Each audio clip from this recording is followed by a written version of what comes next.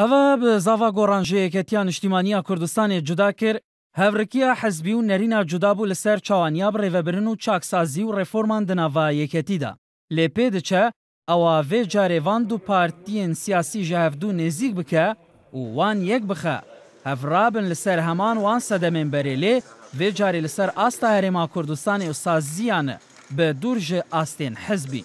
Digel timambûna dema yasayiya Serokatiya Herêmê û destpêkirina gotûbêj aliyên siyasî bo dîtina rêçareyan di dawiya sala borî de yeketî û goran helwestên wan ji hevdû nêzik bûn û tekez li ser hilbijartina Serokê Herêmê kirin di nava parlemanî û fraksiyonan jî pêk ve bejdariya civînên parlemanî kir bo egalîkirina vê pirsê. Digel derketina yekem ya bi zava goran de hilbijarnên Temmûza 2009 da û bi destsanîna 25 kursiyên parlemanî rewşa peywendiyên goran û yeketî heya dehat xirabtir dibû. Lê seredankirina Newşîrwan Mustafa bo Cem Talabanî li Debaşan li 24 nehî 2012 da û gotûbêjkirina wan li ser peywendiyên partiyên siyasî û rewşa her du aliyan ber bi tenahiyê û li heftêgehiştinê veçû. Min pêm baş e ئێمە هەوڵ دەین کە لە قۆناغی ئاساییکردنەوە بەرەو قۆناغی هاوکاری و هاریکاری بڕۆین. Peywendiyên navbera van du partiyên siyasî di serûbenda hilbijartinên civatên parêzgehên Herêmê di sala 2004 da careke din alozî bi xwe vedît. Lê pişra rêketin li ser postên parêzgeha Silêmaniyê rewş careke din tena bû. Ev du parti careke din ji hevdû nêzik bûn bi awayekî niha pêk ve zona kesigiya caran û postên îdarî birêve dibin.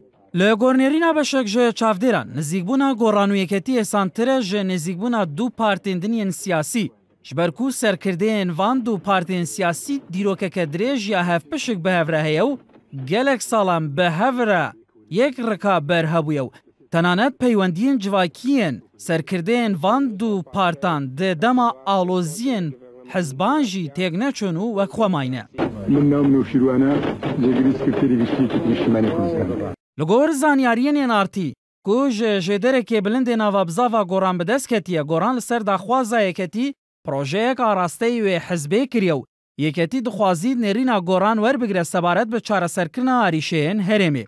Jêderî amaje vê yekê kiriye proje li ser wê bi nemaye hatiye amadekirin ku goran û yeketî têda hevpişik bin wek gorîna sîstemê hukûmraniya Herêmê ji serokatî bo parlemanî.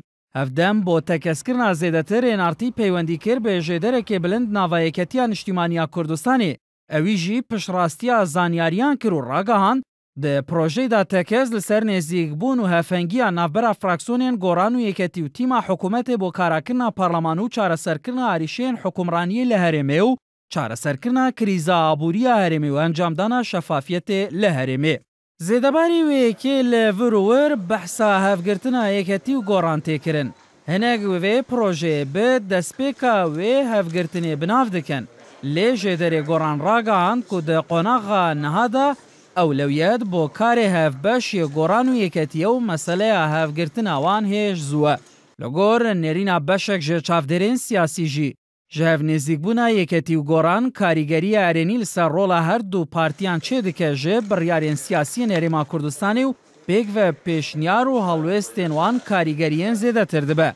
Hinek jî wisa dibînin nêzîkbûna yeketî û goran karîgerî li ser peywendiyên partî û yeketî çê dike ji ber ku heya niha yeketî nekariye bi timamî ji goran nêzik be ji tirsa têkçûna peywendiyan digel partî da ku salaneke zor e rêketinameya stratîjî pêk ve hebûye û ev Herême birêvebiriye û heya niha jî beşek ji berpirsên partî behej ji nûkirina rêketinameya stratîjiyan navbera partî û yeketî dikin.